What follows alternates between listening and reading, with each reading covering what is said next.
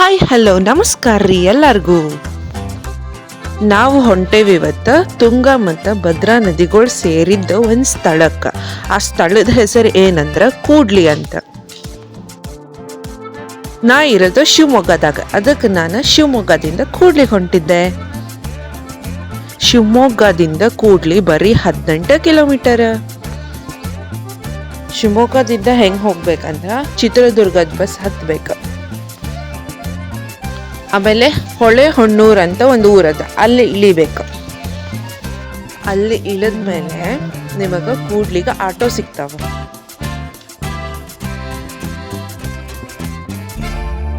ಆಮೇಲೆ ಕೂಡ್ಲಿಗೆ ರೀಚ್ ಆಗ್ತೀವಿ.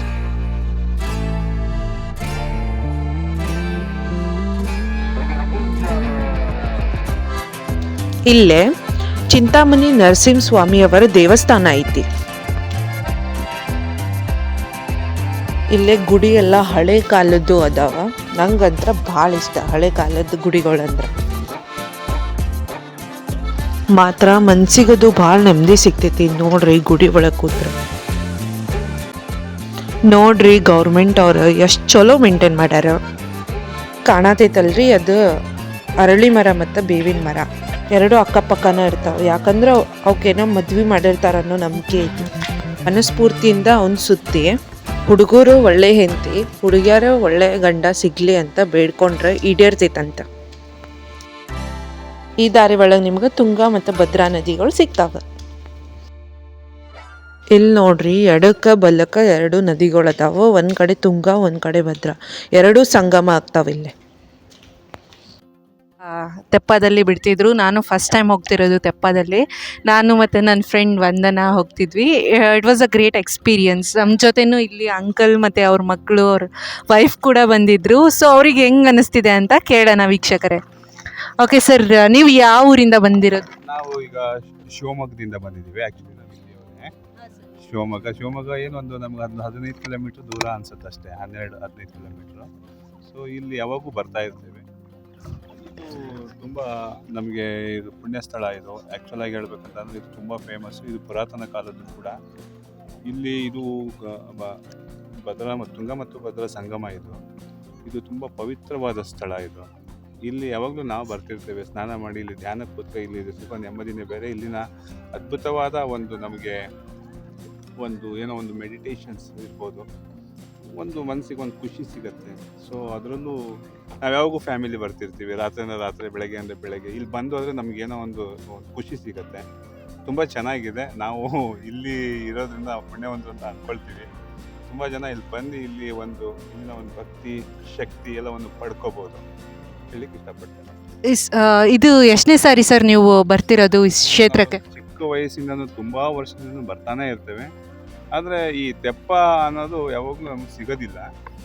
ಈ ತೆಪ್ಪ ಇವತ್ತು ನಮಗೆ ಭಾಳ ಚಿಕ್ಕ ವಯಸ್ಸಿಂದ ಸಿಕ್ಕಿದೆ. ಇವತ್ತೊಂದು ಚಾನ್ಸ್ ನಿಮ್ಮ ಜೊತೆ ಸಿಕ್ಕಿದೆ. ವರ್ಷದಲ್ಲಿ ಸುಮಾರು ಒಂದು ತಿಂಗಳಿಗೆ ಒಂದ್ಸಲ ಬರ್ತಾನೆ ಇರ್ತೇವೆ. ಪ್ರತಿ ತಿಂಗಳು ಬರ್ತಿರ್ತೇವೆ. ಅಮಾವಾಸ್ಯೆ ಹುಣ್ಣಿಮೆ ಅನ್ನಂಗಿಲ್ಲ, ನೆನ್ಪು ಬಂದಾಗೆಲ್ಲ ನಮಗಿದು ಭಾಳ ಹತ್ತಿರದೊಂದು ಕ್ಷೇತ್ರ. ಅದು ಖುಷಿ ಆಗುತ್ತೆ. ಸೊ ಅವ್ರ ಮಗ ನಿಮ್ಗೇನು ಅನಿಸ್ತಿದೆ? ಯಾವ ಸ್ಟ್ಯಾಂಡರ್ಡ್? 8th standard. ಏನು ಅನಿಸ್ತಿದೆ? ತುಂಬ ಖುಷಿ ಆಗುತ್ತೆ ಇಲ್ಲಿ ಬಂದಾಗೆಲ್ಲ. ಬಂದು ಇಲ್ಲಿ ಸ್ನಾನ ಮಾಡ್ಕೊಂಡು ಆಮೇಲೆ ಅಲ್ಲಿ ದೇವರೆಲ್ಲ ನೋಡ್ಕೊಂಡು 2 ದೇವಸ್ಥಾನ ನೋಡ್ಕೊಂಡು ದರ್ಶನ ಪಡ್ಕೊಂಡು ಪ್ರತಿ ಸರಿನೂ ಬರ್ತೀವಿ. ತೆಪ್ಪ ಎಷ್ಟು ವರ್ಷದಿಂದ ಓಡಿಸ್ತಿದ್ದೀರಾ ಸರ್? 10 ವರ್ಷದಿಂದ ಓಡಿಸ್ತಿದ್ದೀವಿ ಮೇಡಮ್ ಅವರೇ. ನೀವು ಇಲ್ಲೇ ಇರೋದಾ ಸರ್? ಇದೇ ಊರಿನವರಾ? ಇದೇ ಊರಿನವರು. ತುಂಗಾ ನದಿ ಶಿವ ಅಂತಾರೆ ಮೇಡಮ್ ಅವರೇ. ಇದಕ್ಕೆ ಒಂದು ಇತಿಹಾಸ ಇದೆ. ಭದ್ರಾ ನದಿ ವಿಷ್ಣು ಅಂತಾರೆ. ಆಮೇಲೆ ಶಾರದಾಂಬೆ ನೆಲೆ ನಿಂತ ಜಾಗ ಇದು, ಶೃಂಗೇರಿ ಶಾರದಾಂಬನವರು. ಆ ಭದ್ರಾ ನದಿ ವೈಟ್ ಕಾಣುತ್ತೆ ನೋಡಿ, ತುಂಗಾ ನದಿ ನೀಲಿ ಕಲರ್ ಕಾಣುತ್ತೆ.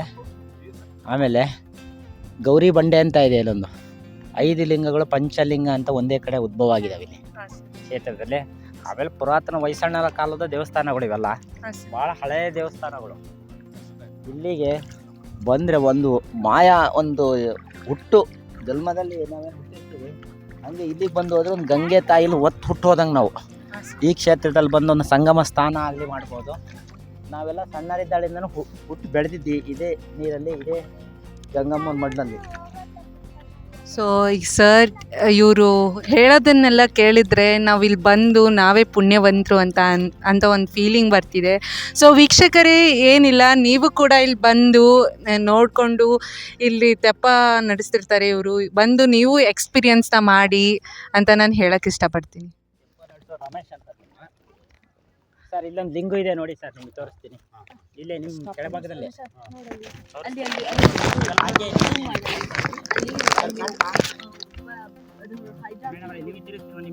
ಇಲ್ಲಿ ನೋಡಿ ಮೇಡಮ್, ಟಚ್ ಮಾಡ್ಬೋದು. ತಡೆ ತೋರಿಸ್ತೇನೆ. ಅದು ನೇಚರ್ ಸರ್, ಇದು ನಿಮಗೆ ತಿರುಗಿಸಿ ಗೊತ್ತಾಗ್ತಿದೆ ಮೇಡಮ್. ನಿಮಗೆ ಅದಕ್ಕೆ ಕಲ್ಲಿದೆ, ಕಲ್ಲಲ್ಲೇ ಬೆಳೆದಿದೆ ಅಲ್ಲಿಗೆ. ಇಲ್ಲಿ ನೋಡಿ ಪುಟ, ನೀರಿನೊಳಗಿರೋ ಕಲ್ಲಿನಲ್ಲೇ ಲಿಂಗಗಳು ಸೃಷ್ಟಿಯಾಗಿರೋ ಅದ್ಭುತ ದೃಶ್ಯಗಳನ್ನು ಇಲ್ಲಿ ನೀವು ನೋಡ್ಬೋದು ವೀಕ್ಷಕರೇ. ನೀರಲ್ಲೇ ಲಿಂಗು ಇದೆ ಅಂತ ಹೇಳ್ತಿದ್ದಾರೆ. ಇಲ್ಲಿ ಇದು ನೇಚರ್ನ ಒಂದು ಅದ್ಭುತ ಅಂತಾನೆ ಹೇಳ್ಬೋದು. ನಿಮಗೆ ಮೋಸ್ಟ್ಲಿ ಇಲ್ಲಿ ಕ್ಯಾಮ್ರಾದಲ್ಲಿ ಕರೆಕ್ಟಾಗಿ ಕಾಣಿಸ್ತಿಲ್ಲ, ನೀವು ಇಲ್ಲಿ ಬಂದು ನೋಡ್ಬೋದು. ಇಲ್ಲಿ ಅದ್ಭುತವಾಗಿದೆ ಮಾತ್ರ ಈ ಜಾಗ.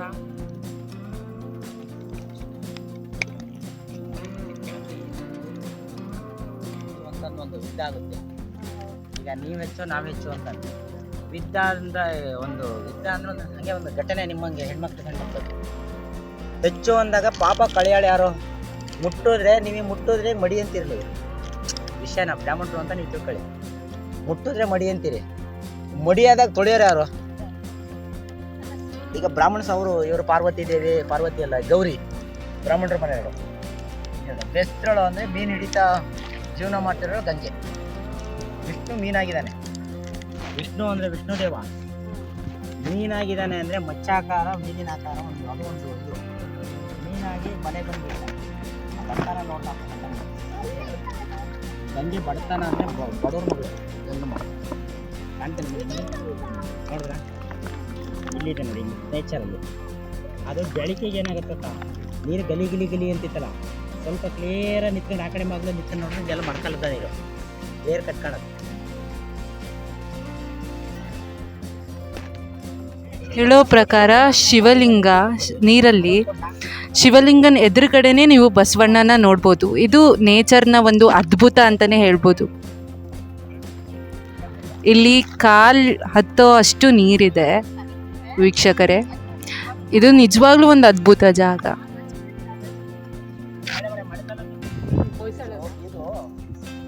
ತಪಸ್ಸಿಗೆ ಅಂತ ಬಂದು ಕೂರ್ತಾರೆ ಇಲ್ಲಿ. ಜಪ ತಪ್ಪುಗಳಿಗೆಲ್ಲ ಕೂರ್ತಾರೆ. ಜಪ ತಪ್ಪುಗಳಿಗೆ ಕೂತಾಗ ಶಿವ ಶಿವ ಶಿವ ಶಿವ ಶಿವ ಅಂತಂದೆ ಶಿವನ ಭಕ್ತ ಆದ ಶಿವ ಬರ್ದೆ ಶಿವನ ಪ್ರತಿಜ್ಞೆ ಮಾಡ್ತಾರೆ. ಅವರು ಕೆಟ್ಟ ಅಭ್ಯಾಸ ಇದಿರಬಾರ್ದು. ನಿಮ್ಮಿಂದ ಏನೇ ಎಕ್ಸ್ಪೆಕ್ಟ್ ಮಾಡ್ತೀವಿ ಅಂತ ಏನು ಗೊತ್ತಾ, ಈಗ ದೇವರು, ನೀನು ದೇವರಿಗೆ ಏನು ಕೇಳ್ತೀಯ? ಆರೋಗ್ಯ ಆಯಸ್ಸು ಕಳಿಸ್ತಾ ಇಲ್ಲ, ಕೆಟ್ಟ ನೀನು ದುಡ್ಡು ಬೇಕಾ ನೀನು ಅಂತ ನೀನು ಆರೋಗ್ಯ ಆಯಸ್ಸು ನೀನು ಕೆಲಸ ಕೊಡಪ್ಪ. ಅದ್ಬಿಟ್ಟು ದುರಭ್ಯಾಸ ಕೇಳೋದಾದ್ರೆ ಕಾರ್ ಕೇಳೋದು, ದುಡ್ಡು ಕೇಳೋದು, ಒಂದು 5 ಕೋಟಿ ಏನೇನೋ ಒಂದು ಬೇಡಬೇಕು. ಈ ಕಾರ್ ಕೇಳೋ ದುಡ್ಡು ಕೇಳಿದ್ರೆ ಸಾಮಾನ್ಯವಾಗಿ ದುಡ್ಡು ಕೇಳಿದ್ರೆ ಲಕ್ಷ್ಮಿ ಒಲ್ದೇ ಬರ್ತಾಳೆ. ಒಂದು 100 ಎಕರೆ ಜಮೀನು ಬೇಕು ಅಂತ ಕೇಳೋದು. ಯಾಕೆಂದ್ರೆ ನೀನು ಸೌಕರ್ಯ ಆಗಬೇಕಲ್ಲ. ಇಲ್ಲಿಗೆ ಕೊಡ್ತೀನಿ, ನನಗೊಂದು ಆಯಸ್ಸು ಆರೋಗ್ಯ ಚೆನ್ನಾಗಿ ಇಟ್ಕೋ, ನೀನು ಪೂಜೆ ಮಾಡ್ತೀನಿ, ನನಗೊಂದು ಆರೋಗ್ಯ ಇಟ್ಕೊಂಡು ನಿನಗೊಂದು ಡೈಲಿ ಪೂಜೆ ಮಾಡ್ತೀನಿ, ಅಷ್ಟು ಕೇಳ್ಕೊಳ್ಳೋದು. ನಿರ್ಮಲ, ನಿನ್ನಲ್ಲಿ ಯಾವುದು ದುರುದ್ದೇಶ ಇಲ್ಲ ಅಂತ. ದುರುದ್ದೇಶ ಇಟ್ಕೊಳ್ಬೇಕಂದ್ರೆ ನನಗೆ ಒಂದು 1 ಕೋಟಿದು ಒಂದು ಕಾರು, 1 ಕೋಟಿದು ಒಂದು ಬಂಗ್ಲೆ ಕೇಳೋದು, ಒಂದು 50 ಲಕ್ಷನ 100 ಕೋಟಿದು ಆಸ್ತಿ ಕೇಳೋದು, ಇದೆಲ್ಲ ದೇವನಲ್ಲಿ ನಿಮಗೆ ಬೇಕಾಗಿರೋದು ಅದೆಲ್ಲ ಬೇಡವಾಗಿರೋದು. ಈ ಹೆಮ್ಮೆಗೆ ಅಹಂಕಾರಕ್ಕೆ ಬೇರೆದಕ್ಕೆ ಬೇಕಾಗುತ್ತೆ. ನೀರು ಕೊಟ್ಟಿದ್ದಾನೆ, ಗಾಳಿ ಕೊಟ್ಟಿದ್ದಾನೆ. ಭಗವಂತ ಏನು ಕೊಟ್ಟಿದ್ದಾನೆ ಗೊತ್ತಾ? ಫ್ರೀಯಾಗಿ ನೀರು ಕೊಟ್ಟಿದ್ದಾನೆ, ಗಾಳಿ ಕೊಟ್ಟಿದ್ದಾನೆ, ಭೂಮಿ ಕೊಟ್ಟಿದ್ದಾನೆ, ಬದುಕಲಿಕ್ಕೆ ಜೀವ ಕೊಟ್ಟಿದ್ದಾನೆ. ಇನ್ನೇನು ಬೇಕು ಹೇಳ್ರಿ?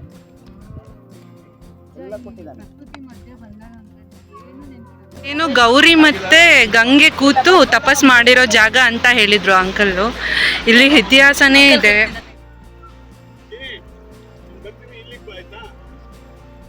ಇದು ಈ ಜಾಗದ ಸ್ಪೆಷಾಲಿಟಿ ವೀಕ್ಷಕರೇ. ಇದು ಗೌರಿ ಬಂಡೆ ಅಂತ ಹೆಸರುವಾಸಿಯಾಗಿದೆ. ಇಲ್ಲಿ ಗೌರಿ ಗಂಗೆ ಕಾಣಿಸ್ತಾರೆ. ಇಲ್ಲಿ ಪಂಚಲಿಂಗಗಳ ಸ್ಥಾಪನೆ ಆಗಿದೆ. ಇಲ್ಲಿ ನೋಡಿ ಲಿಂಗ ಪ್ರಕೃತಿಯಿಂದ ತಾನೇ ಸೃಷ್ಟಿ ಆಗ್ತಿದೆ.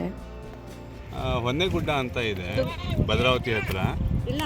ಹೊನ್ನೆಗುಡ್ಡ ಅಲ್ಲಿ ಒಂದು ಭದ್ರಾ ನದಿ ಕೂಡ ಹರಿಯುತ್ತೆ. ಆದರೆ ಅಲ್ಲಿ ಕುಬೇರ ಏನು ಮಾಡ್ತಾನೆ, ಅಲ್ಲೊಂದು ಶಿವಲಿಂಗನೂ ಯಾವುದೋ ಒಂದಿದೆ, ಅದು ಮುಳುಗೋಗುತ್ತಲ್ಲ ಅಂತ ಹೇಳಿ ಕುಬೇರ ಒಂದು ಚಾಟಿಯಲ್ಲಿ ಹೊಡಿತಾನೆ ಅನ್ನೋ ಪುರಾಣದಲ್ಲಿ ಹೇಳ್ತಾರೆ. ಒಂದು ಚಾಟಿಯಲ್ಲಿ ಹೊಡಿತಾನಂತೆ ಭದ್ರೆಗೆ. ಅಲ್ಲಿ ಡೌನ್ ಇದ್ರೂ ಕೂಡ ಆ ನದಿಯಲ್ಲಿ ಹರಿಯಲ್ಲ, ಅಪ್ಪಿದೆ, ಹೈಟ್ ಇದೆ, ಆದರೂ ಆ ಕಡೆಯಿಂದ ಅದಕ್ಕೆ ಸರಿಸ್ಬಿಟ್ಟು ಹೋಗುವಂಥ ಒಂದು ಪುಣ್ಯಸ್ಥಳ ಕೂಡ ಇದೆ. ಯಾರಾದರೂ ಬಂದರೆ, ಶಿವಮೊಗ್ಗ ಬಂದರೆ 15-20 ಕಿಲೋಮೀಟ್ರ್ ದೂರ ಇದೆ ಹೊನ್ನೆಗುಡ್ಡ ಅಂತ ಹೇಳಿ. ಒಳ್ಳೆ ದೇವಸ್ಥಾನ ಕೂಡ ಇದೆ, ಒಳ್ಳೆ ಟ್ರಾವೆಲಿಂಗು ತುಂಬ ಚೆನ್ನಾಗಿದೆ. ಅಲ್ಲಿ ಗುಹೆಗಳೆಲ್ಲ ಇದೆ, ನಾವೆಲ್ಲ ಹೋಗಿದ್ದೀವಿ. ಗುಹೆ ಒಳಗಡೆ ಹೋಗಿ ಧ್ಯಾನ ಮಾಡೋಕ್ಕೆ AC ಥರ ಅಂತ ಬಿಸಿಲಲ್ಲಿ ಹೋಗಿದ್ವಿ ನಾವೊಂದು ಟ್ರೂಪು. ಒಳಗಡೆ ಧ್ಯಾನ ಮಾಡಲಿಕ್ಕೆ ಅಷ್ಟೊಂದು ಚೆನ್ನಾಗಿದೆ. ಬಂದರೆ ಮಿಸ್ ಮಾಡ್ಕೋಬೇಡಿ, ಹೊನ್ನೆಗುಡ್ಡ ಮಾತ್ರ ಮಿಸ್ ಮಾಡಬೇಡಿ. ಶಿವಮೊಗ್ಗದಿಂದ ಬಂದರೆ ಅಲ್ಲಿ ಹೋಗಿ, ತುಂಬ ಖುಷಿಯಾಗುತ್ತೆ. ಅಂಕಲ್, ನೀವು ಹೇಳೋ ಪ್ರಕಾರ ಇವಾಗ ಕುಬೇರ ಹೊಡೆದಿರೋದಕ್ಕೆ ಅಲ್ಲಿ ಹರಿತಾ ಇಲ್ಲ ಅಂತ. ಅಂದರೆ ಆ ಸ್ವಲ್ಪ ಜಾಗ ಬಿಟ್ಟು ಸೈಡಿಗೆ ಬರುತ್ತೆ, ಇಲ್ಲ ಮುಳುಗೋಗುತ್ತೆ ಅಂತ ಹೇಳ್ಬಿಟ್ಟು ಯಾರೋ ಧ್ಯಾನಕ್ಕೆ ಯಾರೋ ಕೊಟ್ಟಿದ್ರು ಅಥವಾ ಇನ್ನೊಂದು ಯಾವುದೋ ಒಂದು ಕಾರಣಕ್ಕೋಸ್ಕರ ಕುಬೇರ ಹೋಗಿ ಒಂದು ಚಾಟಿಯಲ್ಲಿ ಬಿಡ್ತಾನಂತೆ. ಆ ಚಾಟಿ ಹೊಡೆದಕ್ಕೆ ಆ ನದಿ ಅಲ್ಲಿ ಹರಿಲಿಲ್ಲ, ಅದ್ರ ಪಕ್ಕದಿಂದ ಹರ್ಕೊಂಡು ಹೋಗಿದೆ ಅನ್ನೋದೊಂದು ಪುರಾಣ. ತುಂಬ ಧನ್ಯವಾದ ಅಂಕಲ್, ನಮ್ಗೆ ಮಾಹಿತಿ ತಿಳಿಸ್ಕೊಟ್ಟಿದ್ದಕ್ಕೆ. ಇದಾಗಿತ್ತು ನಮ್ದು ಇವತ್ತಿನ ಲಾಗ್. ಮತ್ತೆ ಸಿಗೋಣ್ರಿ ಇನ್ನು ಮುಂದಿನ ಲಾಗ್ದಾಗ. ಅಲ್ಲಿ ತನಕ ಖುಷಿಯಾಗಿರ್ರಿ, ಚಿಂತೆ ಮಾಡಬೇಡ್ರಿ, ಆರಾಮಾಗಿರ್ರಿ.